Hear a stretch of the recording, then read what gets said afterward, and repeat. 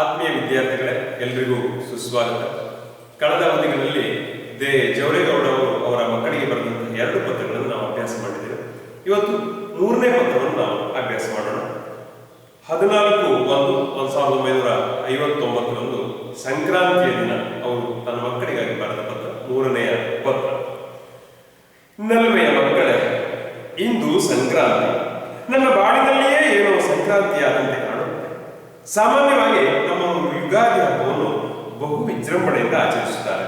ಅದು ಸಂವತ್ಸರದ ಮೊದಲಲ್ಲಿ ಬರುವುದರಿಂದ ಹಾಗೆ ಆಚರಿಸುತ್ತಿರಬೇಕೆಂದು ಕಾಣುತ್ತದೆ. ಆದರೆ ಬೇವು ಬೆಲ್ಲದ ಪ್ರತಿಮೆಯ ಮೂಲಕ ಹಬ್ಬದ ಹಿಂದಿರುವ ತತ್ವವನ್ನು ಸೂಚಿಸುವುದುಂಟು. ನನ್ನ ಅಭಿಪ್ರಾಯದಲ್ಲಿ ಯುಗಾದಿಗಿಂತ ಸಂಕ್ರಾಂತಿಯೇ ಆಚರಣೀಯವಾದ ಹಬ್ಬವೆಂದು ತೋರುತ್ತದೆ. ಪ್ರಕೃತಿಯಲ್ಲಿ ಸಚರಾಚರ ಚೇತನದಲ್ಲಿ ಒಂದು ಹೊಸ ಕ್ರಾಂತಿ ಮೂಡುತ್ತದೆ. ಜೀವನದಲ್ಲೂ ಇಂತಹ ಕ್ರಾಂತಿ ಆಗಬೇಕು, ಇಲ್ಲದಿದ್ದರೆ ಅದಕ್ಕೆ ಸಾವು ಪ್ರಾಪ್ತವಾದಂತೆಯೇ. ಪ್ರತಿ ಮಕರ ಸಂಕ್ರಾಂತಿಯೊಡನೆ ಜೀವನ ಸಂಕ್ರಾಂತಿಯು ಪ್ರಾರಂಭವಾಗಲೆಂದು ಜಗನ್ನಿಯಾಮಕ ಶಕ್ತಿಯನ್ನು ಪ್ರಾರ್ಥಿಸಬೇಕು. ನಿಮ್ಮ ಜೀವನದಲ್ಲಿ ಪ್ರತಿ ಸಂಕ್ರಾಂತಿಯು ಕ್ರಾಂತಿಯನ್ನು ತರಲಿ ಅಂತ ಹೇಳಿ. ನೋಡಿ, ಇಂದು ಸಂಕ್ರಾಂತಿ. ಪ್ರತಿ ವರ್ಷ ಜನವರಿ 14ರಂದು ನಾವು ಸಂಕ್ರಾಂತಿ ಹಬ್ಬವನ್ನು ಆಚರಿಸ್ತೇವೆ ಅಲ್ವಾ? ಹಾಗಾಗಿ ಸಂಕ್ರಾಂತಿ ಅಂತಂದ್ರೆ ಸೂರ್ಯ ತನ್ನ ಪಥವನ್ನು ಬದಲಿಸುವಂತಹ ಒಂದು ಪರ್ವಕಾಲ ಅಂತ ಹೇಳ್ತೇವೆ. ಇವತ್ತು ಅಂತಹ ಪುಣ್ಯಗಳಿಗೆ ಸಂಕ್ರಾಂತಿ. ನನ್ನ ಬಾಳಿನಲ್ಲಿಯೇ ಏನೋ ಸಂಕ್ರಾಂತಿಯಾದಂತೆ ಕಾಣುತ್ತದೆ. ಈ ಸಂಕ್ರಾಂತಿ ಇದೆಯಲ್ಲ, ಇದು ಎಂದಿನಂತೆ ಇಲ್ಲ. ಈ ಸಂಕ್ರಾಂತಿ ನನಗೆ ಸ್ವಲ್ಪ ವಿಶೇಷವಾಗಿದೆ. ನನ್ನ ಬಾಳಿನಲ್ಲಿಯೇ ಏನೋ ಒಂದು ಹೊಸದಾದ ಬದಲಾವಣೆಯನ್ನ ತರ್ತಾ ಇದೆಯೇನೋ ಅಂತ ಹೇಳಿ ನನಗೆ ಕಾಣಿಸ್ತಾ ಇದೆ. ಸಾಮಾನ್ಯವಾಗಿ ನಮ್ಮವರು ಯುಗಾದಿ ಹಬ್ಬವನ್ನು ಬಹು ವಿಜೃಂಭಣೆಯಿಂದ ಆಚರಿಸುತ್ತಾರೆ. ನಮ್ಮಲ್ಲಿ ಜನವರಿ 1ಕ್ಕೆ ಹೊಸ ವರ್ಷ ಆಚರಿಸುವವರು ಇದ್ದಾರೆ. ಯುಗಾದಿ ಹಬ್ಬವನ್ನು ಹೊಸ ವರ್ಷ ಅಂತ ಆಚರಿಸುವವರು ಇದ್ದಾರೆ. ಸಾಮಾನ್ಯವಾಗಿ ಹಿಂದೂಗಳು ಬಹುತೇಕರು ಯುಗಾದಿಯನ್ನು ಹೊಸ ವರ್ಷದ ಆರಂಭ ಅಂತೇಳಿ ಗುರುತಿಸುತ್ತಾರೆ. ನಮ್ಮಲ್ಲಿ ಬ್ರಿಟಿಷರು ಬಂದ ನಂತರದಲ್ಲಿ ಜನವರಿ 1 ಹೊಸ ವರ್ಷವನ್ನಾಗಿ ಆಚರಿಸುವಂತಹ ಪದ್ಧತಿ ಇದೆ. ಜನವರಿ 1 ನಿಜವಾಗಿ ಕ್ಯಾಲೆಂಡರ್ ಪ್ರಕಾರ ಹೊಸ ವರ್ಷ, ಆದ್ರೆ ನಿಜವಾಗಿ ಹೊಸ ವರ್ಷ ಅಂತಂದ್ರೆ ಯುಗಾದಿ ಅಂತ ಹೇಳಿ ನಾವು ಹೇಳ್ತೇವೆ. ಹಾಗಾಗಿ ಯುಗಾದಿ ಹಬ್ಬವನ್ನು ನಾವು ಬಹಳ ವಿಜೃಂಭಣೆಯಿಂದ ಸಂತೋಷದಿಂದ ಹೊಸ ವರ್ಷ ಅಂತ ಹೇಳಿ ಆಚರಿಸ್ತೇವೆ. ಅದು ಸಂವತ್ಸರದ ಮೊದಲಲ್ಲಿ ಬರುವುದರಿಂದ ಹಾಗೆ ಆಚರಿಸುತ್ತಿರಬೇಕೆಂದು ಕಾಣುತ್ತದೆ. ಯುಗಾದಿ ಹಬ್ಬ ಅಂತಂದ್ರೆ ಹೊಸ ವರ್ಷ, ಹೊಸ ಸಂವತ್ಸರ ಪ್ರಾರಂಭವಾಗುವ ಹಬ್ಬ. ಹಾಗಾಗಿ ಹೊಸ ಸಂವತ್ಸರ ಪ್ರಾರಂಭ ಆಗುವುದರಿಂದ ಅದನ್ನು ತುಂಬಾ ವಿಜೃಂಭಣೆಯಿಂದ ಆಚರಿಸುತ್ತಾರೆ ಅಂತ ಹೇಳಿ ನನಗೆ ಅನ್ನಿಸ್ತದೆ. ಆದ್ರೆ ಬೇವು ಬೆಲ್ಲದ ಪ್ರತಿಮೆಯ ಮೂಲಕ ಹಬ್ಬದ ಹಿಂದಿರುವ ತತ್ವವನ್ನು ಸೂಚಿಸುವುದುಂಟು. ಮಕ್ಕಳು ಗಮನಿಸಬೇಕು, ಯಾವುದೇ ಹಬ್ಬವನ್ನು ಸುಮ್ಮನೆ ಆಚರಣೆ ಮಾಡುವುದಿಲ್ಲ. ಅದರ ಹಿಂದೆ ಒಂದು ತತ್ವ ಇದೆ, ಒಂದು ಸಿದ್ಧಾಂತ ಇದೆ, ಒಂದು ಒಳನೋಟ ಇದೆ, ಒಂದು ಸಂದೇಶ ಇದ್ದೇ ಇರ್ತದೆ. ಹಾಗಾಗಿ ಈ ಯುಗಾದಿ ಹಬ್ಬವನ್ನು ಹೊಸ ವರ್ಷಗಳಂತ ಹೇಳಿ ಆಚರಣೆ ಮಾಡ್ತೇವೆ. ಯುಗಾದಿ ಹಬ್ಬದ ದಿನ ನಾವು ಬೇವು ಬೆಲ್ಲವನ್ನು ತಿನ್ನುವುದರೊಂದಿಗೆ ನಮ್ಮ ಹೊಸ ವರ್ಷ ಪ್ರಾರಂಭ ಆಗ್ತದೆ. ನೋಡಿ, ಇಲ್ಲಿ ಬೇವು ಬೆಲ್ಲ ಅಂತಂದ್ರೆ ಬೇವನ್ನು ಕಹಿಗೂ ಬೆಲ್ಲವನ್ನು ಸಿಹಿಗೂ ಸಾಂಕೇತಿಕವಾಗಿ ಹೋಲಿಸಿ ಹೇಳುವುದಾದ್ರೆ, ಜೀವನದಲ್ಲಿ ನಾವು ಕಹಿ ಮತ್ತು ಸಿಹಿ, ಕಷ್ಟ ಮತ್ತು ಸುಖ ಅಲ್ವಾ, ಇದೆರಡನ್ನು ಕೂಡ ಅನುಭವಿಸಲೇಬೇಕು. ಅದೆರಡನ್ನು ಜೊತೆ ಜೊತೆಯಲ್ಲಿ ಅನುಭವಿಸಲೇಬೇಕು. ಯಾರ ಜೀವನ ಕೂಡ ಕೇವಲ ಸಿಹಿಯಿಂದ, ಸಂತೋಷದಿಂದ, ಸುಖದಿಂದ ಕೂಡಿರೋದಿಲ್ಲ.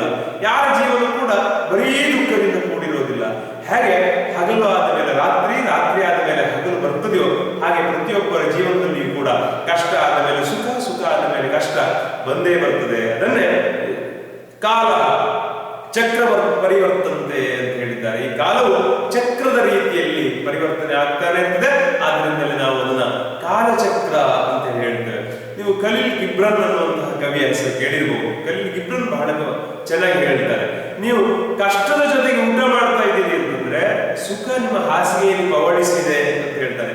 ಸುಖದ ಜೊತೆಯಲ್ಲಿ ಊಟ ಮಾಡ್ತಿದ್ದೀರಿ ಅಂತಂದ್ರೆ ನಿಮ್ಮ ಹಾಸಿಗೆಯಲ್ಲಿ ಕಷ್ಟ ಕಾದು ಕುಳಿತುಕೊಂಡಿದೆ, ಹುಷಾರಿ ಅಂತ ಹೇಳ್ತಾರೆ. ಅಂದ್ರೆ ಅರ್ಥ, ನಿಮ್ಮ ಜೀವನದಲ್ಲಿ ಕಷ್ಟ ಮತ್ತು ಸುಖ ಇದೆಯಲ್ಲ, ಎರಡನ್ನೂ ಕೂಡ ನೀವು ಸಮಾನವಾಗಿ ಸ್ವೀಕರಿಸಬೇಕು. ಇವತ್ತು ನಿಮಗೆ ಕಷ್ಟ ಇದೆ ಅಂತಂದ್ರೆ ನಾಳೆ ಸುಖ ಬರುತ್ತದೆ, ಸ್ವಲ್ಪ ತಾಳ್ಮೆಯಲ್ಲಿ. ಇವತ್ತು ನೀವು ಬಹಳ ಸುಖದಲ್ಲಿದ್ದೀರಿ, ಬಹಳ ಎಚ್ಚರಿಕೆಯಲ್ಲಿದ್ದೀರಿ, ನಾಳೆ ಕಷ್ಟ ನಿಮಗೆ ಬಂದೇ ಬರುತ್ತದೆ ಅಂತ ಹೇಳಿ. ಹಾಗಾಗಿ ಇಲ್ಲಿ ಬೇವು ಬೆಲ್ಲದ ಪ್ರತಿಮೆಯ ಮೂಲಕ ಹಬ್ಬದ ಹಿಂದಿರುವ ತತ್ವವನ್ನು ಸೂಚಿಸುವುದುಂಟು. ನಮ್ಮ ಜೀವನಕ್ಕೆ ಒಂದು ಉತ್ತಮವಾದ ಸಂದೇಶ ಏನು ಅಂತಂದ್ರೆ, ಬೇವು ಮತ್ತು ಬೆಲ್ಲ ಎರಡರ ಸಮಭಾಗವೇ ಜೀವನ. ಜೀವನ ಅಂತಂದ್ರೆ ಅಲ್ಲಿ ಕಷ್ಟವೂ ಇದೆ, ಸುಖವೂ ಇದೆ. ವಿದ್ಯಾರ್ಥಿಗಳಾದ ನೀವು ಪರೀಕ್ಷೆಗಿಂತ ಮುಂಚೆ ಕಷ್ಟಪಟ್ಟು ಓದಿದ್ರೆ ಮಾತ್ರ ಪರೀಕ್ಷೆಯಲ್ಲಿ ಒಳ್ಳೆಯ ಅಂಕ ಪಡ್ಕೊಂಡು ಅನಂತರ ಸುಖ ಬರ್ತದೆ.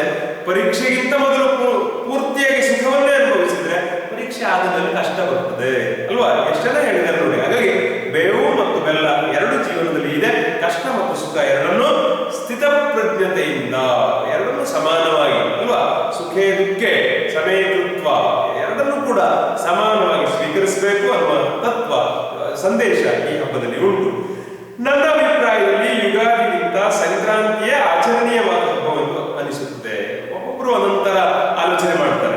ಜವರೇಗೌಡ ಅವರ ಪ್ರಕಾರ ಹೇಳೋದಾದ್ರೆ ಈ ಸಂಕ್ರಾಂತಿ ಹಬ್ಬ ಇದೆಯಲ್ಲ, ಇದುವೇ ಯುಗಾದಿಗಿಂತಲೂ ಹೆಚ್ಚು ಏನು ಆಚರಣೀಯವಾದ ಒಂದು ಹಬ್ಬ ಅಂತ ಹೇಳಿ ಅನಿಸ್ತದೆ. ಯಾಕೆಂತಂದ್ರೆ ಅಲ್ಲಿ ನಿಸರ್ಗದಲ್ಲಿ ಬದಲಾವಣೆ ಇದೆ ಅಲ್ವಾ, ಸೂರ್ಯನ ಪಥದಲ್ಲಿ ಬದಲಾವಣೆ ಇದೆ, ಋತುಗಳಲ್ಲಿ ಬದಲಾವಣೆ ಇದೆ, ಪರಿಸರದಲ್ಲಿ ಬದಲಾವಣೆ ಇದೆ. ಹಾಗಾಗಿ ಈ ಯುಗಾದಿಗಿಂತ ಸಂಕ್ರಾಂತಿಯೇ ನಿಜವಾಗಿ ಆಚರಣೀಯವಾದ ಒಂದು ಶ್ರೇಷ್ಠವಾದ ಹಬ್ಬ ಅಂತ ಹೇಳಿ ಅಂದ್ಕೋತೀನಿ ನಾನು. ಪ್ರಕೃತಿಯಲ್ಲಿ ಸಚರಾಚರ ಚೇತನದಲ್ಲಿ ಒಂದು ಹೊಸ ಕ್ರಾಂತಿ ಮೂಡುತ್ತದೆ. ಅಂದ್ರೆ ಸಂಕ್ರಾಂತಿ ಹೆಸರೇ ಹೇಳ್ತೀವಿ ನೋಡಿ, ಸಂಕ್ರಾಂತಿ ಅಂತ.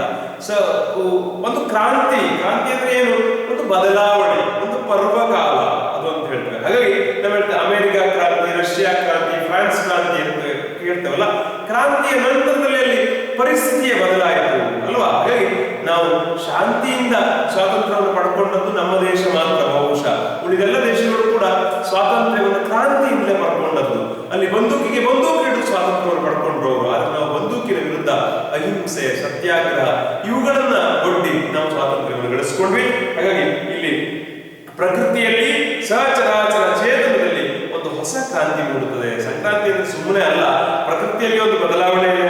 ಸಚರಾಚರ ಎಲ್ಲ ಜೀವಕೋಟಿಗಳಲ್ಲಿ ಕೂಡ ಒಂದು ಕ್ರಾಂತಿ, ಒಂದು ಬದಲಾವಣೆ ಮೂಡ್ತಾ ಇದೆ. ಜೀವನದಲ್ಲೂ ಇಂಥ ಕ್ರಾಂತಿ ಆಗಬೇಕು ನೋಡಿ. ಜೀವನದಲ್ಲಿ ನಾವು ಮೇಲಕ್ಕೆ ಬರಬೇಕು ಅಂತಂದ್ರೆ ನಮ್ಮ ಜೊತೆಗೆ ನಾವೇ ಸೆಣಸಾಡಬೇಕು, ನಮ್ಮ ಜೊತೆಗೆ ನಾವು ಕ್ರಾಂತಿಯನ್ನು ಮಾಡ್ಕೋಬೇಕು ಅಲ್ವಾ? ನೀವು ದಿನನಿತ್ಯ ಈ ಇತರರ ಜೊತೆ ಎಷ್ಟು ಹೊತ್ತು ಕಳಿತೀರಿ ಅನ್ನೋದು ಬಹಳ ಮುಖ್ಯ ಆಗೋದಿಲ್ಲ. ನಮ್ಮ ಜೊತೆಗೆ ನಾವು ಎಷ್ಟು ಹೊತ್ತು ಕಳಿತೀವಿ ಅನ್ನೋದು ಬಹಳ ಮುಖ್ಯ ಆಗ್ತದೆ. ಹಾಗಾಗಿ ನಮ್ಮ ಕೆಡುಕುಗಳ ವಿರುದ್ಧ ನಾವೇ ಸಮರವನ್ನು ಸಾರಬೇಕು, ನಮ್ಮ ಒಳಿತುಗಳನ್ನು ವಿಜೃಂಭಿಸುವಂತೆ ಮಾಡಬೇಕು. ಹಾಗಾಗಿ ನಾವು ಪ್ರತಿಯೊಬ್ಬರ ಜೀವನದಲ್ಲಿ ಕೂಡ ಇಂಥದ್ದೊಂದು ಮಹತ್ವದ ಕ್ರಾಂತಿ ಇಲ್ಲದೇನೆ ಖಂಡಿತವಾಗಿಯೂ ಬದಲಾವಣೆ ಬರೋದಕ್ಕೆ ಸಾಧ್ಯ ಇಲ್ಲ. ಇಲ್ಲದಿದ್ದರೆ ಅದಕ್ಕೆ ಸಾವು ಪ್ರಾಪ್ತವಾದಂತೆ. ನೀವು ಜೀವನದಲ್ಲಿ ಏನೂ ಸಾಧನೆ ಮಾಡಲಿಲ್ಲ ಅಂತಂದ್ರೆ, ಏನೂ ಕ್ರಾಂತಿಯನ್ನು ಮಾಡಲಿಲ್ಲ ಅಂತಂದ್ರೆ ನೀವು ಕೇವಲ ಉಸಿರಾಡುವ ಜೀವ ಛವಾಗಿ ಬದುಕ್ತೀರಿ ಬಿಟ್ರೆ ಮತ್ತೇನು ಇಲ್ಲ. ನಿಮಗೆ ಸಾವು ಪ್ರಾಪ್ತವಾದಂತೆ ನೋಡಿ. ಕಾಡಿನಲ್ಲಿ ಒಂದು ಪುಷ್ಪ ಅರಳುತ್ತದೆ, ಸುಮವನ್ನು ಬೀರುತ್ತದೆ, ಅದು ಬಿದ್ದು ಹೋಗ್ತದೆ, ಬಾಡಿ ಹೋಗ್ತದೆ. ಅದೇ ಅಂಗಳದ ಬದಿಯ ಬಾವಿಕಟ್ಟೆಯ ಪಕ್ಕದಲ್ಲಿ ಅರಳಿರುವ ಒಂದು ಗುಲಾಬಿ ಹೂವು 2 ದಿನ, 3 ದಿನ, 5 ದಿನ ಹೆಚ್ಚು ಅಂತ ಬದುಕುತ್ತದೆ.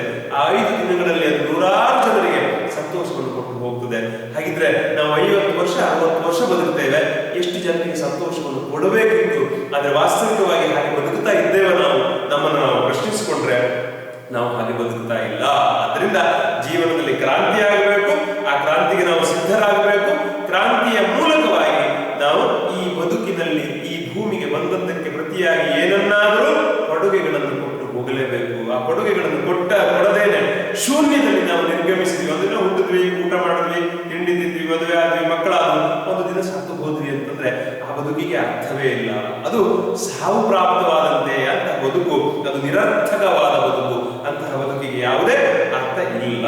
ಆಗ ಸಾವು ಪ್ರಾಪ್ತವಾದಂತೆ. ಪ್ರತಿ ಮಕರ ಸಂಕ್ರಾಂತಿಯೊಡನೆ ಜೀವನ ಸಂಕ್ರಾಂತಿಯು ಪ್ರಾರಂಭವಾಗಲೆಂದು ಜಗನ್ನಿಯಾಮಕ ಶಕ್ತಿಯನ್ನು ಪ್ರಾರ್ಥಿಸಬೇಕು. ಅಂದ್ರೆ ಈ ಪ್ರತಿ ಸಂಕ್ರಾಂತಿಗೆ ಕೂಡ ನಾವು ದೇವರಲ್ಲಿ ಏನ್ ಪ್ರಾರ್ಥಿಸಬೇಕು? ಜಗನ್ನಿಯಾಮಕ ಶಕ್ತಿ ಅಂತ ಹೇಳ್ತಾರೆ. ಅಂದ್ರೆ ಈ ದೇವರು ಇದ್ದಾನೋ ಇಲ್ವೋ ಅದರ ಚರ್ಚೆಗೆ ಹೋಗೋದಿಲ್ಲ ನಾವು. ಆದ್ರೆ ನಮ್ಮನ್ನು ಮೀರಿದ, ನಮ್ಮ ಶಕ್ತಿಯನ್ನು ಮೀರಿದ ಒಂದು ಅತೀಂದ್ರಿಯ ಶಕ್ತಿ ಅಂತ ಹೇಳೋಣ, ಅಥವಾ ಜಗನ್ನಿಯಾಮಕ ಶಕ್ತಿ ಅಂತ ಹೇಳೋಣ, ಆ ಶಕ್ತಿ ಇದೆ ಅನ್ನೋದು ಸತ್ಯ. ಅದು ಅನೇಕರ ಅರಿವಿಗೆ ಕೂಡ ಬರುತ್ತದೆ. ಹಾಗಾಗಿ ನಾವು ಭಗವಂತ ಅಂತ ಹೇಳಿ ಅಥವಾ ಶಕ್ತಿ ಅಂತ ಹೇಳಿ ಅಥವಾ ನೀವು ಯಾವ ಹೆಸರಿನಿಂದ ಕರೆದರೂ ಕೂಡ ನಮ್ಮನ್ನು ಮೀರಿದ ಒಂದು ಶಕ್ತಿ ಇದ್ರೆ ಅದರಲ್ಲಿ ನಾವು ಏನು ಪ್ರಾರ್ಥನೆ ಮಾಡಬೇಕು? ದೇವರೇ, ಪ್ರತಿ ಸಂಕ್ರಾಂತಿಯೊಂದು ಕೂಡ ನಮ್ಮ ಜೀವನದಲ್ಲಿ ಏನಾದರೂ ಒಂದು ಕ್ರಾಂತಿ ಆಗಲಿ, ಏನಾದರೂ ಒಂದು ಬದಲಾವಣೆ ಆಗಲಿ. ಆ ಮೂಲಕವಾಗಿ ನಾವು ಪ್ರತಿ ಸಂಕ್ರಾಂತಿಯಿಂದ ಸಂಕ್ರಾಂತಿ ಉತ್ತರೋತ್ತರವಾದ ಅಭಿವೃದ್ಧಿಯನ್ನು ಪಡೆಯುವುದಕ್ಕೆ ಏನು ಬೇಕು ಅದನ್ನು ನಾವು ಮಾಡಬೇಕು. ನಿಮ್ಮ ಜೀವನದಲ್ಲಿ ಪ್ರತಿ ಸಂಕ್ರಾಂತಿಯು ಕ್ರಾಂತಿಯನ್ನು ತರಲಿ. ನೋಡಿ, ಒಬ್ಬ ತಂದೆಯಾಗಿ ಮಕ್ಕಳಿಗೆ ಈ ಹಾರೈಸುವುದೇನು ಅಂತಂದ್ರೆ ಪ್ರತಿ ಸಂಕ್ರಾಂತಿಯು ನಿಮ್ಮ ಜೀವನದಲ್ಲಿ ಒಂದು ಕ್ರಾಂತಿಯನ್ನು ತರಲಿ, ಕ್ರಾಂತಿಯ ಕಹಳೆ ನಿಮ್ಮೊಳಗೆ ಸದಾ ಮೊಳಗಲಿ ಅಂತ ಹೇಳ್ತಾರೆ. ಹಾಗಾಗಿ ಇಲ್ಲಿ ಸಂಕ್ರಾಂತಿಯನ್ನು ಕೇವಲ ಸಂಕ್ರಾಂತಿ ಕಾಳು ತಿನ್ನೋದಷ್ಟೇ ಅಲ್ಲ, ನಮ್ಮ ಜೀವನದಲ್ಲಿ ನಮ್ಮನ್ನು ನಾವು ಅವಲೋಕಿಸಿಕೊಳ್ಳೋದಕ್ಕೆ, ಒಂದು ಹೊಸ ಕ್ರಾಂತಿಯೆಡೆಗೆ, ಒಂದು ಹೊಸ ಪಥದಲ್ಲಿ ಮುನ್ನಡೆಯಿಡೋದಕ್ಕೆ ನಾವು ನಮ್ಮನ್ನು ಸಜ್ಜುಗೊಳಿಸಿಕೊಂಡ್ರೆ ಬಹುಶಃ ಆ ಸಂಕ್ರಾಂತಿಯ ದಿನ ಕ್ರಾಂತಿಯ ಆಗ್ತದೆ ನಮ್ಮ ಒಳಗೆ, ನಮ್ಮ ಹೊರಗೆ ಕ್ರಾಂತಿಯ ಮೂಲಕವಾಗಿ ನಾವು ಅಭಿವೃದ್ಧಿಯ ಪಥದಲ್ಲಿ ಸಾಗೋದಕ್ಕೆ ಸಹಾಯ ಆಗ್ತದೆ. ಅಂತಹ ಕ್ರಾಂತಿ ಸಂಕ್ರಾಂತಿಯನ್ನು ಪ್ರತಿ ವರ್ಷವೂ ನಿಮ್ಮ ಬದುಕಿನಲ್ಲಿ ಆಗಲಿ ಮಕ್ಕಳೇ ಅಂತ ಹೇಳಿ ಜವರೇಗೌಡ ಅವರು ತಮ್ಮ ಮಕ್ಕಳಿಗೆ ಹಾರೈಸಿದ್ದಾರೆ. ಈ ನಗರದಲ್ಲಿ ಈ ಹಬ್ಬವನ್ನು ತುಂಬಾ ವಿಜೃಂಭಣೆಯಿಂದ ಆಚರಿಸುವಂತೆ ಕಾಣುತ್ತದೆ. ನಾನಿರುವ ಪ್ರದೇಶ ಊರ ಹೊರಗಿರುವುದರಿಂದ ಏನೇನು ನಡೆಯುತ್ತದೆ ಎನ್ನುವುದು ಗೊತ್ತಾಗುವುದಿಲ್ಲ. ಪ್ರತಿದಿನ ನಗರದ ಒಂದೊಂದು ಭಾಗವನ್ನು ನೋಡಬೇಕೆಂದು ಸಂಕಲ್ಪಿಸಿಕೊಂಡು ಈ ದಿನ 5 ಗಂಟೆಯ ಮೇಲೆ ಡೆಕ್ಕನ್ ಝಂಖಾನದ ಕಡೆಗೆ ಹೋಗಿದ್ದೆ. ಊರ ಬೀದಿಗಳು ಜನರಿಂದ ಕಿಕ್ಕಿರಿದಿವೆ.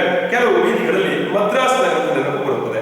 ಅಲ್ಲಲ್ಲಿ ಮಂದಿರ ಮಠಗಳಲ್ಲಿ ನಡೆಯುತ್ತಿದ್ದ ಪೂಜೆಯಿಂದ ಜನರ ಹಸು ಉಡುಪು ಅಲಂಕಾರಗಳಿಂದ ಈ ಹಬ್ಬವನ್ನು ತುಂಬಾ ಉತ್ಸಾಹದಿಂದ ಆಚರಿಸುತ್ತಿದ್ದಾರೆಂದು ಊಹಿಸಬಹುದು.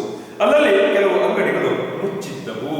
ಅಂದ್ರೆ ಅರ್ಥ ಮಾಡ್ಕೊಳ್ಳಿ, ಲೇಖಕದಲ್ಲಿರೋದು ಈಗ ಪುಣಾದಲ್ಲಿ ಈ ನಗರದಲ್ಲಿ ಈ ಹಬ್ಬವನ್ನು ತುಂಬಾ ವಿಜೃಂಭಣೆಯಿಂದ ಆಚರಿಸ್ತಾರೆ ಅಂತ ಕಾಣ್ತಾ ಇದೆ.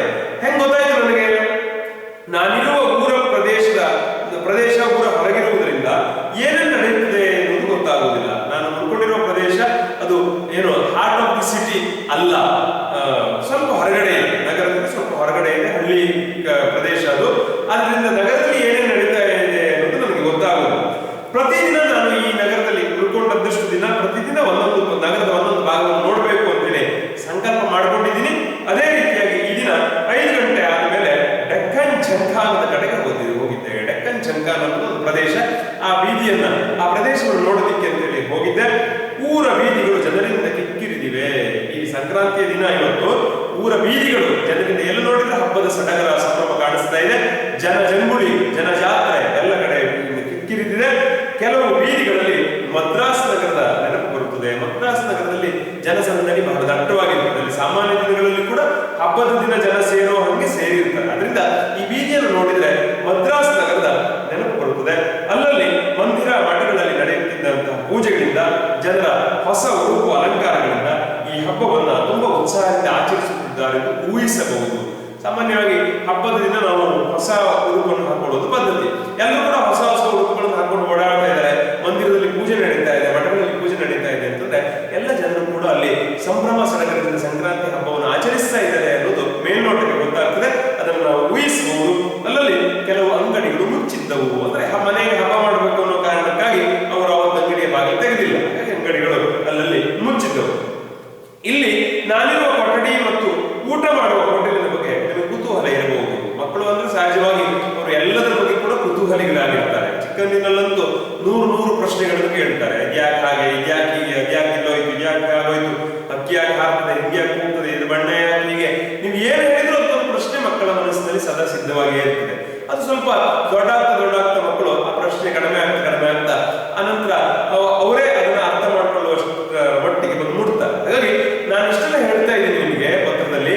ನಮ್ಮ ಅಪ್ಪ ಊಟಕ್ಕೆ ಏನ್ ಮಾಡ್ತಾ ಇರ್ಬೋದು, ಎಲ್ಲಿ ಉಳ್ಕೊಂಡಿರ್ಬೋದು, ಇದೆಲ್ಲ ಪ್ರಶ್ನೆ ನಿಮ್ಮ ಮನಸ್ಸಿನಲ್ಲಿ ಇದ್ದಿರ್ಬೋದು ಮಕ್ಕಳೇ. ನಾನು ಸಂಸಾರ ಸಮೇತ ಬರುತ್ತೇನೆ ಎಂದು ತಿಳಿದು ಒಂದು ಸಣ್ಣ ಮನೆಯನ್ನ ನನಗೆ ಅಂತ ಬಾಡಿಗೆ ಗೊತ್ತು ಮಾಡಿರುವ ಹಾಗೆ ಕಾಣುತ್ತದೆ. ಸಾಮಾನ್ಯವಾಗಿ ಇಂಥ ತರಬೇತಿಗಳು 2-3 ತಿಂಗಳುಗಳ ಕಾಲ ನಡೆಯೋದ್ರಿಂದ ಹೆಂಡತಿ ಮಕ್ಕಳನ್ನು ಕೂಡ ಅಲ್ಲೇ ಕರ್ಕೊಂಡು ಹೋಗೋದು ಬಾಡಿಗೆ. ಹಾಗಾಗಿ ಇವರು ಕೂಡ ಜವರೇಗೌಡ ಅವರು ಕೂಡ ಹೆಂಡತಿ ಮಕ್ಕಳ ಜೊತೆಗೆ ಬರ್ತಾರೆ, ಇವರಿಗೆ ತೊಂದರೆ ಆಗೋದು ಬೇಡ ಅಂತ ಹೇಳಿ ಒಂದು ಸಣ್ಣ ಮನೆಯನ್ನ, ಬಾಡಿಗೆ ಮನೆಯನ್ನ ಗೊತ್ತು ಮಾಡಿದರೆ. ಡೆಕ್ಕನ್ ಕಾಲೇಜು ಜನಸಂದಣಿ ಇಲ್ಲದ ಮೈದಾನದಲ್ಲಿದೆ. ಇವರು ಹೋಗ್ತಾ ಇರುವಂತದ್ದು, ಇವರಿಗೆ ತರಬೇತಿ ಪಡ್ಕೊಳ್ತಾ ಇರುವಂತದ್ದು ಡೆಕ್ಕನ್ ಕಾಲೇಜಿನಲ್ಲಿ. ಆ ಡೆಕ್ಕನ್ ಕಾಲೇಜು ಜನಸಂದಣಿ ಇಲ್ಲದ ಒಂದು ಮೈದಾನದಲ್ಲಿ ಇದೆ. ಮೈದಾನ ತುಂಬಾ ವಿಸ್ತಾರವಾಗಿದೆ, ಬಹಳ ದೊಡ್ಡ ಮೈದಾನದಲ್ಲಿ ಡೆಕ್ಕನ್ ಕಾಲೇಜ್ ಇರೋದು. ಹಿಂದೆ ಯುದ್ಧ ಕಾಲದಲ್ಲಿ ಸೈನಿಕರಿಗೆ ಶಿಬಿರಗಳನ್ನು ಇಲ್ಲಿ ಏರ್ಪಡಿಸಿದ್ದರು. ಈ ಡೆಕ್ಕನ್ ಕಾಲೇಜಿನ ಮೈದಾನ ಬಹಳ ದೊಡ್ಡದಿದೆಯಲ್ಲ, ಈ ಮೈದಾನಗಳು ಹಿಂದೆ ಯುದ್ಧ ಕಾಲದಲ್ಲಿ ಏನಕ್ಕೆ ಬಳಕೆ ಆಗ್ತಾ ಇತ್ತು ಅಂದ್ರೆ ಸೈನಿಕರು ಅಲ್ಲಿ ಬಂದು ಶಿಬಿರಗಳನ್ನ, ಟೆಂಟ್ಗಳನ್ನ ಹಾಕೋತಾ ಇದ್ರು. ಗೋಡೆಗಳು ಅಷ್ಟಾಗಿ ಬಿಗಿ ಇಲ್ಲದ ಮಂಗಳೂರು ಹೆಚ್ಚಿನ ಮನೆಗಳು ತುಂಬಾ ಇವೆ. ಆ ಕಾಲೇಜಿನ ಆಚೆ ಈಚೆ ಇರುವ ಮನೆಗಳೆಲ್ಲವೂ ಕೂಡ ಮಂಗಳೂರು ಹೆಂಚು, ಇವತ್ತಿನ RCC ಅಥವಾ ಸ್ಲ್ಯಾಬ್ ಅಂತ ಹೇಳ್ತೇವಲ್ಲ ಅಂತಹ ಮನೆಗಳಲ್ಲ. ಬದಲಿಗೆ ನಮ್ಮ ಕಡೆ ಕರಾವಳಿಯ ಕಡೆ ಇರುವ ಹಾಗೆ ಬೆಂಗಳೂರು ಹೆಂಚಿನ ಮನೆಗಳು ತುಂಬಾ ತುಂಬಾ ಅಷ್ಟೇನು ಬಿಗಿ ಇಲ್ಲದ ಸಾಧಾರಣವಾದ ಗೋಡೆಗಳು, ಮಂಗಳೂರು ಹೆಂಚಿನಿಂದ ಹೊದಿಸಲ್ಪಟ್ಟಂತಹ ಸಣ್ಣ ಪುಟ್ಟ ಮನೆಗಳು ಬೇಕಾದಷ್ಟು ಇವೆ. ಒಂದೊಂದು ಹೊರಮನೆಯಲ್ಲಿಯೂ 3 ಸಂಸಾರಗಳು ವಾಸ ಮಾಡುತ್ತಾರೆ. ಒಂದು ಮನೆಯಲ್ಲಿ ಕೂಡ ಪಾರ್ಟಿಷನ್ ಮಾಡಿ ಈ ಕಡೆ ಒಂದು ಮನೆ, ಈ ಕಡೆ ಒಂದು ಮನೆ, ಈ ಕಡೆ ಒಂದು ಮನೆ, ಹೀಗೆ 3 ಸಂಸಾರಗಳು ಒಂದು ಮನೆಯಲ್ಲಿ ವಾಸ ಮಾಡ್ತಾರೆ. ಒಂದೊಂದು ಸಂಸಾರಕ್ಕೂ 2 ರೂಮು, ಒಂದು ಅಡಿಗೆ ಮನೆ, ಒಂದು ಬಚ್ಚಲು ಮನೆ ಇದೆ. ನಾವು ಹೇಳ್ತೇವಲ್ಲ 2 BHK ಅಂತ, 2 BHK ಹೌಸ್, 2 BHK ಹೌಸ್ ಅಂತ ಹೇಳ್ತೇವಲ್ಲ. ಹಾಗಾಗಿ ಒಂದೊಂದು ಸಂಸಾರಕ್ಕೆ 2 ರೂಮ್ ಇದೆ, ಒಂದು ಅಡಿಗೆ ಮನೆ ಇದೆ, ಒಂದು ಬಚ್ಚಲು ಮನೆ ಇದೆ. ಇಂಥ 3 ಸಂಸಾರಗಳು ಉಳಿಕೊಳ್ಳುವಷ್ಟು ಜಾಗ ಸೇರಿ ಅದನ್ನು ಒಂದು ಮನೆ ಅಂತ ಕರೆಯೋದು. ಗೋಡೆಗಳು ಅಲ್ಲಲ್ಲಿ ಬಿರುಕು ಬಿಟ್ಟು ಹಲ್ಲಿ ಗುಬ್ಬಚ್ಚಿಗಳಿಗೆ ಆವಾಸ ಸ್ಥಾನ ಆಗಿದೆ. ಹಳೆ ಕಾಲದ ಮನೆ ಆಗಿದ್ದರಿಂದ ಗೋಡೆಗಳೆಲ್ಲ ಶಿಥಿಲಾವಸ್ಥೆಗೆ ತಲುಪಿವೆ, ಅಲ್ಲಲ್ಲಿ ಬಿರುಕು ಬಿಟ್ಟಿವೆ. ಆ ಬಿರುಕಿನಲ್ಲಿ ಗುಬ್ಬಚ್ಚಿ, ಹಲ್ಲಿ, ಹಕ್ಕಿ ಎಲ್ಲ ಒಂದು ವಾಸ ಆಗಿದೆ. ಇನ್ನೇನು ಹುಳ ಹಪ್ಪಟೆಗಳು ಸೇರಿವೆಯೋ ನೋಡುವ ಗೋಜಿಗೆ ಹೋಗಿಲ್ಲ. ನಾನು ಮೇಲ್ನೋಟಕ್ಕೆ ನೋಡಿದಾಗ ನನಗೆ ಹಾಗೆ ಕಂಡಿದ್ದು, ಅಲ್ಲಿ ನಾನು ಹುಳ ಇದೆಯಾ ಅಥವಾ ಇನ್ನೇನಾದ್ರು ಇದೆಯಾ, ಹಾವಿದೆಯಾ ಅಂತ ನಾನೇನು ನೋಡೋದಕ್ಕೆ ಹೋಗ್ಲಿಲ್ಲ.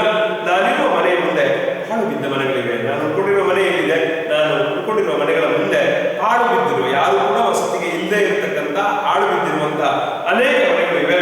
ಅವುಗಳನ್ನು ರಾತ್ರಿ ಹೊತ್ತು ನೋಡಿದ್ರೆ ದೆವ್ವಗಳ ಜಾರಿರಬಹುದು ಎನಿಸದಿರದು. ಒಂದು ಸಿನಿಮಾದಲ್ಲೆಲ್ಲ ನಾವು ನೋಡ್ತೇವೆ ನೋಡಿ, ದೆವ್ವದ ಮನೆ ಅಂದ್ಕೊಳ್ಳೆ ಆ ಬಿಂಚಿಲೆಲ್ಲ ಬಂದಿರ್ತದೆ, ಹಳೆಯ ಮನೆ, ಗಾಳಿ, ಈ ಜೋರು ಬೀಸ್ತಾ ಇರ್ತದೆ, ಎಲೆಗಳೆಲ್ಲ ಸರಪಡ ಸರಪಡ ಸದ್ದು ಮಾಡ್ತಾರೆ ಅಲ್ವಾ, ಏನೇನೋ ಹಕ್ಕಿಗಳು ಕೂಗುವ ಸದ್ದು ಕೇಳ್ತದೆ. ಹೀಗೆ ಆ ರಾತ್ರಿಯ ವೇಳೆಯಲ್ಲಿ ನಾನು ಉಳ್ಕೊಂಡಿರುವ ಮನೆ ಎದುರು ಇರುವಂತಹ ಹಾಳು ಬಿದ್ದಿರುವ ಮನೆಗಳನ್ನು ನೋಡಿದ್ರೆ ಅದು ದೆವ್ವಗಳ ಆವಾಸ ಸ್ಥಾನ ಆಗಿರಬಹುದೇನೋ ಅಂತ ನೆನಪಿಸ್ತದೆ. ಮನೆಗೆ ಉತ್ತರದ ಕಡೆಗೆ ಬಾಗಿಲು, ಮನೆಯ ಮುಂದಿನ ಬಯಲಿನಲ್ಲಿ ಹುತ್ತುಗಳಿವೆ. ಪ್ರತಿ ಮನೆಗೂ ಕೂಡ ಉತ್ತರ ದಿಕ್ಕಿಗೆ ಬಾಗಿಲಿದೆ.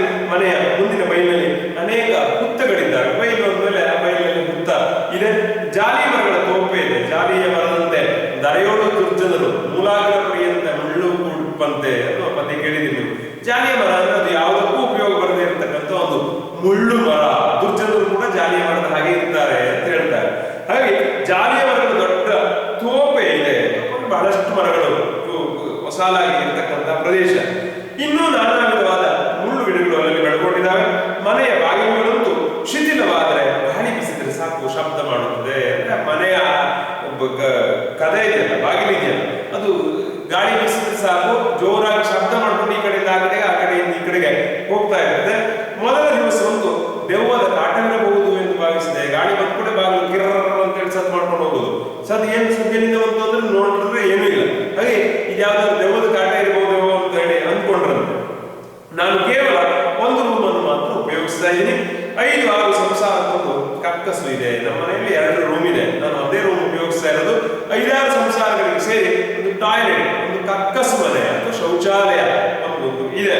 ಹಾಗಾಗಿ ಸೊಳ್ಳೆಗಳ ಕಾಟ ಬಂದು ನರಕದ ಕಲ್ಪನೆಯನ್ನು ಮನಸ್ಸಿಗೆ ತಂದುಕೊಡುತ್ತದೆ. ಸೊಳ್ಳೆಗಳು ವಿಪರೀತ. ಮಹಾನಗರಗಳ ದೊಡ್ಡ ಸಮಸ್ಯೆ ಅಂತಂದ್ರೆ ಅಲ್ಲಿ ಸೊಳ್ಳೆಗಳು. ಸಂಜೆ 6 ಗಂಟೆ ಆಯಿತು ಅಂತಂದ್ರೆ ಸೊಳ್ಳೆಗಳು ಮನೆಯ ಮೇಲೆ ದಾಳಿ ಮಾಡುತ್ತವೆ ಅಲ್ವಾ.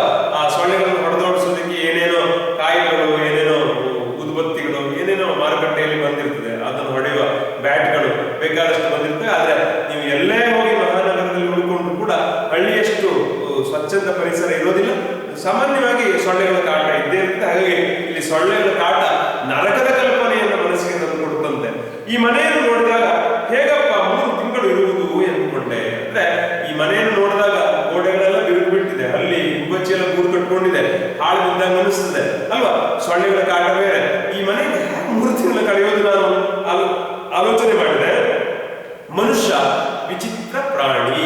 ನೋಡಿ, ಮನುಷ್ಯನನ್ನ ಪ್ರಾಣಿ ಅಂತ ಹೇಳಿದ್ರೆ ಅವನಿಗೆ ಸಿಟ್ಟು ಬಂದ್ಬಿಡ್ತದೆ. ಅವನಿಗೆ ಪ್ರಾಣಿ ಅಂತ ಕರೆಯೋದು ಇಷ್ಟ ಆಗೋದಿಲ್ಲ. ಮನುಷ್ಯನನ್ನು ಹೊರತುಪಡಿಸಿ ಉಳಿದೆಲ್ಲ ಜೀವಿಗಳನ್ನು ನಾವು ಪ್ರಾಣಿ ಅಂತೇಳಿ ಹೇಳ್ತೇವೆ. ಪ್ರಾಣಿ ಅಂದ್ರೆ ಪ್ರಾಣ ಇರುವವ ಎಲ್ಲವೂ ಕೂಡ ಪ್ರಾಣಿಗಳೇ. ಮನುಷ್ಯನಿಗೆ ಪ್ರಾಣ ಇದೆ ಅಂದ್ರೆ ಅವನು ಕೂಡ ಒಂದು ಪ್ರಾಣಿಯೇ. Man is a social animal ಅಂತಲೇ ಹೇಳಿರೋದು. ಹಾಗಾಗಿ ಇಲ್ಲಿ ಮನುಷ್ಯ ವಿಚಿತ್ರ ಪ್ರಾಣಿ. ಉಳಿದ ಪ್ರಾಣಿಗಳಿಗಿಂತ ಇವನು ತುಂಬಾ ಭಿನ್ನ, ತುಂಬಾ ವಿಚಿತ್ರ. ಇವನು ಯಾಕೆ ವಿಚಿತ್ರ? ಎಂತ ಸನ್ನಿವೇಶಕ್ಕಾದ್ರೂ ಒಗ್ಗಿಕೊಳ್ಳುತ್ತಾನೆ. ಬಯಲುಸೀಮೆ ಆದ್ರೂ ಸರಿ, ಕರಾವಳಿ ಆದ್ರೂ ಸರಿ, ಮಲೆನಾಡಾದ್ರೂ ಸರಿ, ಹಿಮಾಲಯ ಆದ್ರೂ ಸರಿ, ಎಲ್ಲ ಕಡೆಗೂ ಅವನು ಹೊಂದ್ಕೊಳ್ತಾನೆ. ತುಂಬಾ ಚಳಿ ಆಯ್ತು ಅಂದ್ರೆ ಅದಕ್ಕೂ ವ್ಯವಸ್ಥೆ ಮಾಡ್ಕೊಂಡು ಅಲ್ಲಿ ಹೊಂದ್ಕೊಳ್ತಾನೆ. ತುಂಬಾ ಸೆಕೆ ಆಯ್ತು ಅಂದ್ರೆ ಅದಕ್ಕೂ ವ್ಯವಸ್ಥೆ ಮಾಡ್ಕೊಂಡು ಹೊಂದ್ಕೊಳ್ತಾನೆ. ಮರಳುಗಾಡ ಅಲ್ಲಿಯೂ ಕೂಡ ಅವನು ವಾಸ ಮಾಡ್ತಾನೆ. ಅವನು ಎಲ್ಲ ಕಾಲಕ್ಕೂ ಎಲ್ಲ ಸನ್ನಿವೇಶಕ್ಕೂ ಹೊಂದಿಕೊಳ್ಳತಕ್ಕಂತಹ ಮೋರ್ ಫ್ಲೆಕ್ಸಿಬಲ್ ಅಂತ ಹೇಳ್ತೀವಿ ಇಂಗ್ಲಿಷ್ ಅಲ್ಲಿ. ಅಂತಹ ಪ್ರಾಣಿ ಅವನು. ಯಾವ ಸನ್ನಿವೇಶ ಆದ್ರೂ ಕೂಡ ಅವನು ಹೆದರೋದಿಲ್ಲ. ಸ್ವಲ್ಪ ಕಾಲಾವಕಾಶ ಬೇಕು ಅಷ್ಟೇ. ಸ್ವಲ್ಪ ಅದು ಟೈಮ್ ತಗೊಳ್ತದೆ. ಸ್ವಲ್ಪ ಕಾಲಾವಕಾಶ ಬೇಕು ಅಷ್ಟೇ. ನಾನು ಈ ಧೂಳಿಮಯ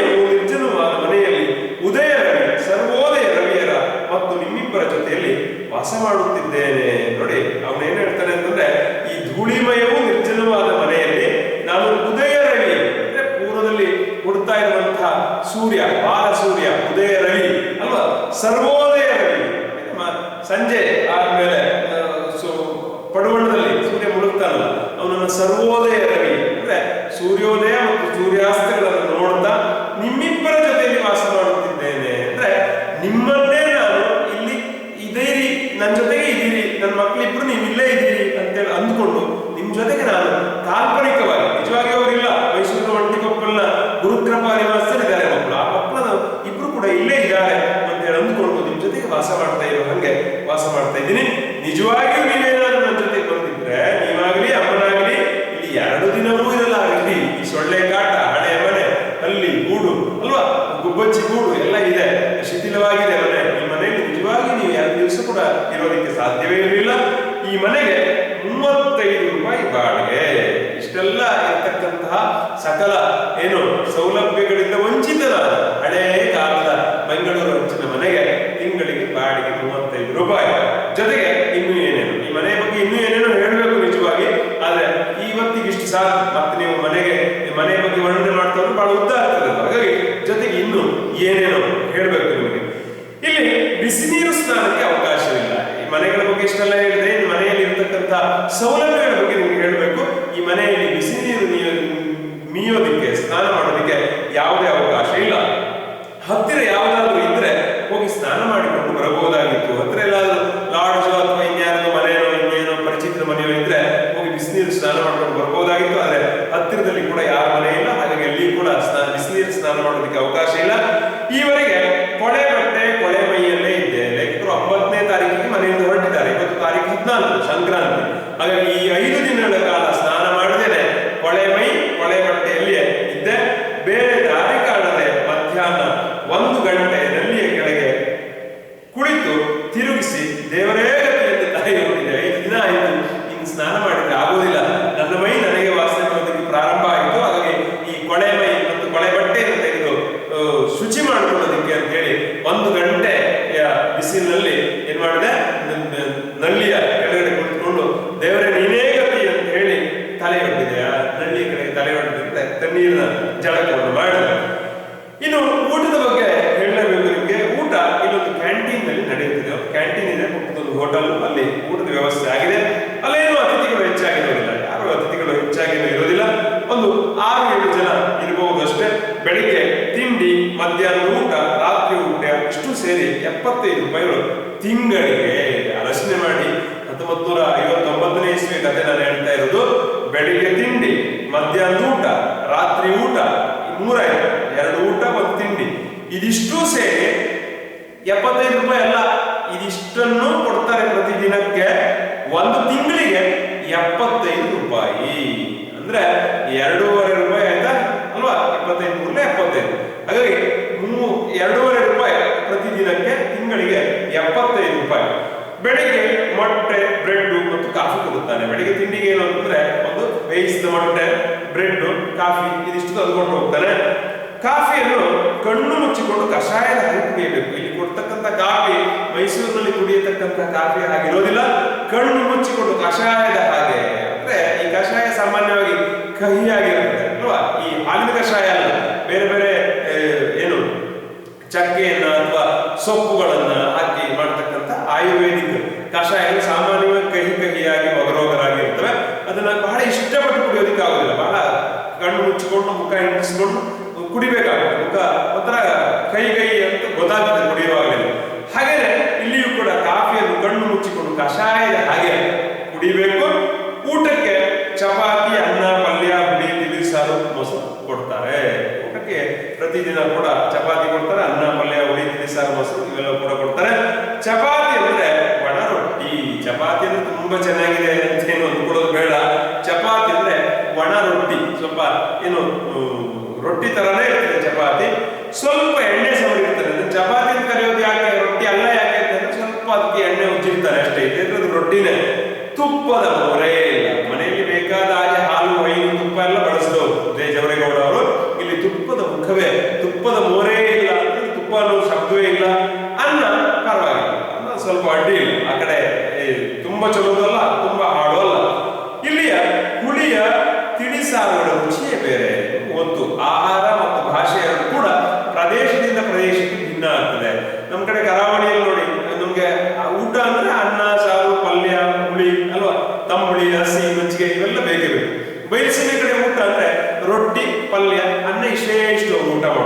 ಹಾಗೆ ತುಪ್ಪದ ಮೋರೆ ಇಲ್ಲ, ಅನ್ನ ಪರವಾಗಿಲ್ಲ. ಇಲ್ಲಿಯ ಹುಳಿಯ ತಿಳಿಸಾರದ ರುಚಿಯೇ ಬೇರೆ, ಬಹಳ ಭಿನ್ನವಾಗಿರ್ತದೆ. ಅದು ಚೆನ್ನೈ, ಪುನಾ ಅಂದ್ರೆ ನಿಮಗೆ ಗೊತ್ತು, ಅಲ್ಲಿ ನಮ್ಮಂತರ ಆಹಾರ ಸಂಸ್ಕೃತಿ ಇಲ್ಲ. ಹಾಗೆ ಅಲ್ಲಿ ತಿಳಿಸಾರದ ರುಚಿನೇ ಬೇರೆ, ನಮ್ಮಲ್ಲಿನ ರುಚಿಯೇ ಬೇರೆ. ಹೇಗೋ ಕಷ್ಟಪಟ್ಟು ನಾಲಿಗೆ ಒಗ್ಗಿಸಿಕೊಳ್ಳಬೇಕು, ಗತಿ ಇಲ್ಲ. 3 ತಿಂಗಳ ಕಾಲ ಭಾಷಾ ಪ್ರಯೋಗಾಲಯದಲ್ಲಿ ಭಾಷೆಯ ಬಗ್ಗೆ ತರಬೇತಿ ತಗೊಳ್ಬೇಕು ಅಂದ್ರೆ ಇದನ್ನೆಲ್ಲ ಸಹಿಸಿಕೊಳ್ಳಬೇಕು. ಸಹನೆ ವಜ್ರದ ಕವಚ ಮಂಕುತಿಮ್ಮ, ಸಹಿಸ್ಕೋಬೇಕು. ಕಷ್ಟಪಟ್ಟರೆ ಸುಖ ಬರುತ್ತದೆ, ಇದನ್ನು ನೀವು ಅರ್ಥ ಮಾಡ್ಕೋಬೇಕು ಮಕ್ಕಳೇ. ಹಾಗಾಗಿ ಹೇಗೋ ಕಷ್ಟಪಟ್ಟು ನಾಲಿಗೆ ಒಗ್ಗಿಸಿಕೊಳ್ಬೇಕು. ನಾನು ಹೇಳಿದ್ನಲ್ಲ ಆಗಲೇ, ಮನುಷ್ಯ ಬಹಳ ವಿಚಿತ್ರವಾದ ಪ್ರಾಣಿ. ಎಂತಹ ಸನ್ನಿವೇಶಕ್ಕೆ ಬೇಕಾದ್ರೂ ಹೊಂದ್ಕೊಳ್ತಾನೆ, ಎಂತಹ ಆಹಾರಕ್ಕೆ ಬೇಕಾದ್ರೂ ಹೊಂದಿಕೊಳ್ಳುವ ಶಕ್ತಿ ಅವನಿಗೆ ಇದೆ. ಹಾಗಾಗಿ ಕಷ್ಟಪಟ್ಟು ನಾಲಿಗೆಯನ್ನ ಆ ಆಹಾರಕ್ಕೆ ಒಗ್ಗಿಸಬೇಕು. 3 ತಿಂಗಳ ಹೆಂಗೋ ಕಷ್ಟಪಟ್ಟದನ್ನೇ ಊಟ ಮಾಡ್ಕೊಂಡು ಇರಬೇಕು. ಮನಸ್ಸನ್ನು ಬಿಗಿ ಹಿಡಿದು ಈ ಕೆಲಸ ಮಾಡಬೇಕು. ನಾವು ಹೇಳ್ತೇವಲ್ಲ, ಮನೆಯವ ಮನಸ್ಸೇ ಕಾರಣ ಅಂತ ಹೇಳ್ತೇವೆ. ಅಂದ್ರೆ ಈ ಮನಸ್ಸಿಗೆ ಬಂಧನ ಅನ್ಕೊಂಡ್ರೆ ಬಂಧನ, ಬಿಡುಗಡೆ ಅನ್ಕೊಂಡ್ರೆ ಬಿಡುಗಡೆ. ಇದು ರುಚಿ ಅಂತ ಅಂದ್ರೆ ರುಚಿ, ಇದು ರುಚಿ ಇಲ್ಲ ಅಂತ ಅನ್ಕೊಂಡ್ರೆ ರುಚಿ ಇಲ್ಲ. ಹಾಗಾಗಿ ಅದು ಮನಸ್ಸನ್ನ ಒಗ್ಗಿಸ್ಲೇಬೇಕು. ಮೊಸರಂತೂ ಹುಳಿ ಆಮ್ರ, ನಾವು ಹುಳಿ ಕಿಚ್ಚು ಅಂದ್ರೆ ಹುಳಿ ಕಿಚ್ಚು ಅಂತ ಹೇಳ್ತೇವೆ ನೋಡಿ ಈ ಕಡೆಗೆ. ಹಾಗೆ ಹುಳಿ ಆಮ್ರ ಬಾಯಿ ಹಾಕೋದಿಕ್ಕೆ ಆಗೋದಿಲ್ಲ. ಹಿಂಗ ಎತ್ಕೊಂಡು ಹಿಂಗ್ ತರ್ತಾ ಇರುವಾಗಲೇ ಆ ಹುಳಿ ಮೂಗಿಗೆ ಒಂಥರ ರಾಜಿಸ್ತದೆ. ಹಾಗಾಗಿ ಮೊಸರಂತೂ ಹುಳಿ ಆಮ್ರ, ಹುಳಿಯನ್ನು ಹುಳಿ ತುಟಿಯ ಹತ್ತಿರ ಹೋಗುವಾಗಲೇ ಹುಳಿಯ ವಾಸನೆ ಮೂಗಿನ ಬಳ್ಳೆಗಳಿಗೆ ಬಡಿದು ವಾಕರಿಕೆ ಹುಟ್ಟುತ್ತದೆ. ಈ ಮಜ್ಜಿಗೆ, ಮೊಸರು ಇವೆಲ್ಲ ಚೆನ್ನಾಗಿದ್ರೆ ಚೆನ್ನಾಗೇ ಇರ್ತದೆ. ಆದ್ರೆ ಅದು ಹುಳಿ ಆಯ್ತು ಅಂತಂದ್ರೆ, ಅದು ಸೇರ್ಲಿಲ್ಲ ಅಂತಂದ್ರೆ ವಾಂತಿನೇ ಆಗಿರ್ತದೆ ಕೆಲವು ಸಲ. ಹಾಗಾಗಿ ಅದನ್ನ ಮುಖದ ಹತ್ರ ತಗೊಂಡು ಹೋದ್ರೆ ಒಂಥರ ವಾಂತಿ ಬಂದ ಹಾಗೆ ಭಾಸ ಆಗ್ತದೆ. ಹಾಗೆ ಮೂಗಿನ ಹಳ್ಳೆಗಳಿಗೆ ಬಡಿದು ವಾಕರಿಗೆ ಬರುತ್ತದೆ. ರಾತ್ರಿ ಕೂಡ ಇದೇ ಊಟ, ಇದೇ ಯಥಾಸ್ಥಿತಿ. ಆದ್ರೆ ನಾನು ಮಾತ್ರ ರಾತ್ರಿ ಊಟ ಮಾಡೋದ್ರೆ 2 ರೊಟ್ಟಿ ತಿಂದು ಹಾಗೆ ಮಲಗ್ತೀನಿ. ಇಷ್ಟೆಲ್ಲ ಯಾಕೆ ಹೇಳ್ತಾ ಇದ್ದೀನಿ ಅಂತಂದ್ರೆ, ನನ್ನ ತಾಪತ್ರಯವನ್ನು ನಿಮಗೂ ಅಂಟಿಸಿ ನಿಮ್ಮ ಎಲೆಯನ್ನು ನೋಯಿಸುವುದು ನನಗೆ ಇಷ್ಟ ಇಲ್ಲ, ಗೊತ್ತು ನನಗೆ. ಅದು ನಾನು ಇಲ್ಲಿ ಯಾರ ಹತ್ರ ತಾನೇ ಹೇಳ್ಕೊಳ್ಳಿ? ಈ ಕಷ್ಟವನ್ನೆಲ್ಲ ನಿಮ್ಮ ಹತ್ರ ಆದ್ರೂ ಹೇಳ್ಕೊಂಡ್ರೆ ಸ್ವಲ್ಪ ಕಷ್ಟ ಕಡಿಮೆ ಆಗ್ಬೋದು ಅನ್ನೋ ಕಾರಣಕ್ಕೆ ಹೇಳ್ತಾ ಇದ್ದೀನಿ. ನೀವಿನ್ನು ಪುಟ್ಟ ಮಕ್ಕಳು, ಈಗ ತಾನೇ ಬೆಳಗಾಗ್ತಾ ಇದ್ದೀನಿ ನಿಮ್ಮ ಜೀವನದಲ್ಲಿ. ನಾನು ಇಷ್ಟೆಲ್ಲ ಕಷ್ಟಪಡ್ತಾ ಇದ್ದೀನಿ ಅಂತ ನಿಮ್ಗೆ ಯಾಕೆ ಹೇಳ್ತಾ ಇದ್ದೀನಿ ಅಂತಂದ್ರೆ, ನಾಳೆ ನೀವು ವಿದ್ಯಾರ್ಥಿ ನಿಲಯದಲ್ಲಿ ಹುಡುಕೋಗ್ಬೇಕಾಗ್ಬೋದು, ನೀವು ನೌಕರಿಗೆ ಬೇರೆ ಕಡೆ ಹೋಗ್ಬೇಕಾಗ್ಬೋದು. ಅಂತ ಪರಿಸ್ಥಿತಿಗಳು ಬಂದಾಗ ನನ್ನ ತಂದೆ ಎಷ್ಟು ಕಷ್ಟಪಟ್ಟಿದ್ದ ಅನ್ನೋದನ್ನು ನನಗೆ ಹೇಳಿದ್ದ. ಆದ್ರಿಂದ ನಾನು ಕೂಡ ಇದನ್ನೆಲ್ಲ ಸಹಿಸಬೇಕು ಅನ್ನೋದನ್ನು ನೀವು ನೆನಪು ಮಾಡ್ಕೋಬೇಕು. ಹಾಗಾಗಿ ನಿಮ್ಮ ಎದೆಗಳಿಗೆ ಇದೆಲ್ಲ ಕಷ್ಟಗಳನ್ನು ಹೇಳಿ ನಿಮ್ಮನ್ನು ನೋಯಿಸುವುದು ನನ್ನ ಉದ್ದೇಶ ಅಲ್ಲ ಮಕ್ಕಳೇ. ಆದ್ರೆ ನೀವು ಜೀವನದಲ್ಲಿ ಧೈರ್ಯವನ್ನು ತಗೋಬೇಕು, ಸ್ವಾವಲಂಬಿಗಳಾಗಬೇಕು. ಎಂತ ಪರಿಸ್ಥಿತಿ ಬಂದರೂ ಕೂಡ ಅದನ್ನು ಎದುರಿಸುವಂತಹ ಎದೆಗಾರಿಕೆ ನಿಮಗೆ ಆಗಬೇಕು ಅನ್ನೋ ಕಾರಣಕ್ಕೆ ನಿಮ್ಮನ್ನು ಮಾನಸಿಕವಾಗಿ ಸಜ್ಜುಗೊಳಿಸೋದಕ್ಕೆ ನಾನು ಇದನ್ನೆಲ್ಲ ನಿಮ್ಗೆ ಹೇಳ್ತಾ ಇದ್ದೀನಿ. ಅದನ್ನು ಬಿಟ್ಟು ನಿಮ್ಮ ಎದೆಗಳನ್ನು ನೋಯಿಸುವುದು ಸರಿಯಲ್ಲ. ಆದ್ರೆ ಬಂದದ್ದನ್ನು ಧೈರ್ಯವಾಗಿ ಎದುರಿಸಬೇಕೆಂಬುದನ್ನು ಮಾತ್ರ ಮರೆಯಲಾರೆ. ನೋಡಿ, ಈಗ ನಾವು ಎಷ್ಟು ಸೂಕ್ಷ್ಮ ಆಗಿದ್ದೇವೆ ಅಂತಂದ್ರೆ, ಪರೀಕ್ಷೆಯಲ್ಲಿ ಒಂದು ವಿಷಯ ಅನುತ್ತೀರ್ಣ ಆದ್ರೆ ನಮಗೆ ಆತ್ಮಹತ್ಯೆ ಮಾಡ್ಕೊಂಡ್ಬಿಡೋದು ಅಲ್ವಾ? ಅಕ್ಕ ತಂಗಿ ಟಿವಿಗಾಗಿ ರಿಮೋಟಿಗಾಗಿ ಜಗಳ ಮಾಡ್ಕೊಳ್ಳೋದು, ಆತ್ಮಹತ್ಯೆ ಮಾಡ್ಕೊಂಡ್ಬಿಡೋದು. ಹಾಗಾಗಿ ನಾವು ಇಷ್ಟು ಸೂಕ್ಷ್ಮ ಆದ್ರೆ, ಇಷ್ಟು ಸೆನ್ಸಿಟಿವ್ ಆದ್ರೆ ಈ ಜಗತ್ತನ್ನು ಎದುರಿಸೋದಕ್ಕೆ ನಮ್ಗೆ ಖಂಡಿತವಾಗಿಯೂ ಸಾಧ್ಯ ಆಗೋದಿಲ್ಲ. ನಾವು ಈ ಜಗತ್ತನ್ನು ಎದುರಿಸಬೇಕು ಅಂತಂದ್ರೆ ಧೈರ್ಯಶಾಲಿಗಳಾಗಬೇಕು. ಬರುವುದೆಲ್ಲ ಬರಲಿ ಬಿಡು, ಏಕೆ ಅದರ ಚಿಂತೆ? ಏನು ಬಂದರೂ ಕೂಡ ಅದನ್ನ ಎದುರಿಸುವಂತಹ ಮನಸ್ಥಿತಿಯನ್ನು ನಾವು ರೂಢಿಸಿಕೊಂಡ್ರೆ ಮಾತ್ರ ಈ ಜಗತ್ತಿನಲ್ಲಿ, ಈ ಸ್ಪರ್ಧಾತ್ಮಕವಾದ ಜಗತ್ತಿನಲ್ಲಿ ಬಾಳೋದಕ್ಕೆ ಸಹಾಯ ಆಗ್ತದೆ. ನಾವು ಸೂಕ್ಷ್ಮ ಆಗ್ತಾ ಹೋದಷ್ಟು ಹತಾಶೆಗೆ ಒಳಗಾಗ್ತೇವೆ, ನೋವು ತಿಂತೇವೆ. ಆದ್ರೆ ಜಗತ್ತಿಗೆ ಎದೆ ಕೊಟ್ಟು ಅಲ್ವಾ, ಕಲ್ಲಾರು ಕಷ್ಟಗಳ ಮಳೆಯ ಬಿಡಿಸುವಿಯೇ. ಕಷ್ಟಗಳು ಬಂದಾಗ ನಮ್ಮ ಎದೆಯನ್ನು ಕಲ್ಲಾಗಿಸಿಕೊಳ್ಬೇಕು, ನಮ್ಮ ಮನಸ್ಸನ್ನು ಕಲ್ಲಾಗಿಸಿಕೊಳ್ಬೇಕು. ಇದನ್ನ ಮಾತ್ರ ಮರೆಯಬೇಡಿ. ನೀವು ಧೈರ್ಯವಾಗಿ ಎದುರಿಸಬೇಕು ಅನ್ನುವುದನ್ನ ತಿಳಿಸೋದಕ್ಕೋಸ್ಕರ ಈ ಪತ್ರಗಳನ್ನು ನಾನು ಬರಿತಾ ಇದ್ದೀನಿ. ಸದ್ಯಕ್ಕೆ ಒಂಟಿ ಬಾಳಿನ ಕಥೆಯನ್ನು ನಿಲ್ಲಿಸುತ್ತೀನಿ. ನಾನು ಹೀಗೆ ಹೇಳ್ತಾ ಹೋದ್ರೆ ನಿಮಗೆ ಬಹಳ ಬೇಸರ ಆಗ್ಬೋದು. ಆದ್ರಿಂದ ಸಂಕ್ರಾಂತಿಯ ದಿನ ಇಲ್ಲಿ ಹೇಗೆ ಕಳೆದೆ ಅನ್ನೋದನ್ನು ಹೇಳಿದ್ದೀನಿ. ನನ್ನ ಒಂಟಿ ಬಾಳಿನ ಕಥೆಯನ್ನ, ಬಾಳಿನ ಕಥೆ ಅಷ್ಟೇ ಅಲ್ಲ, ನನ್ನ ವ್ಯಥೆಯನ್ನ ನಾನು ಇಷ್ಟು ಹೇಳಿ ಇವತ್ತಿಗೆ ನಿಲ್ಲಿಸ್ತೀನಿ. ನಾನು ಮತ್ತೆ ಮುಂದಿನ ಅವಧಿಗೆ ಹೇಳ್ತೀನಿ. ಇಲ್ಲಿಗೆ 3 ಪತ್ರಗಳು ಮುಕ್ತಾಯ ಆಗಿದೆ. 4ನೇ ಪತ್ರವನ್ನು ನಾವು ಮತ್ತೆ ಮುಂದಿನ ಅವಧಿಯಲ್ಲಿ ನೋಡೋಣ.